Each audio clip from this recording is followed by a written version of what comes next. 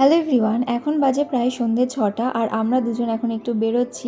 চলে এসেছি এম বাজারে। আর আজকের উপলক্ষ হচ্ছে জামাই ষষ্ঠী। এটা আমাদের সেকেন্ড জামাই ষষ্ঠী। তো মা, পাপার, ভাইয়ের জন্য কিছু কেনাকাটা করতে এসেছি। যদিও মায়ের শাড়িটা অন্য দোকান থেকে নিয়েছি, ওটা পরে দেখাচ্ছি। এখান থেকে শুধুমাত্র একটাই চয়েস হয়েছে, একটাই নিয়েছি। তারপর এই খেলনা সেকশনটা এসেছিলাম আমার মামার ছেলের জন্মদিন, তো ওর জন্য একটা কিছু নেওয়ার জন্য। বাট এখানে সেরকম কিছু পছন্দ হয়নি, তো অর্পণ বিল করছে আর আমি দাঁড়িয়ে আছি।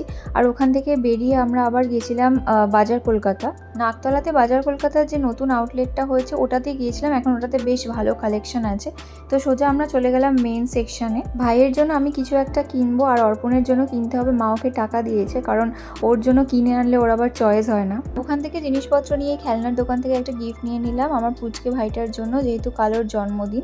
আর মার জন্য এই শাড়িটা কিনেছি। বাড়িতে আস্তে আস্তে বেজে গেছিলো প্রায় রাত 9টা। তো ইন্ডিয়া পাকিস্তানে খেলা দেখতে দেখতে ডিনারটা সেরে নিলাম। তো এইভাবে কাটলো আজকের দিনটা। টাটা।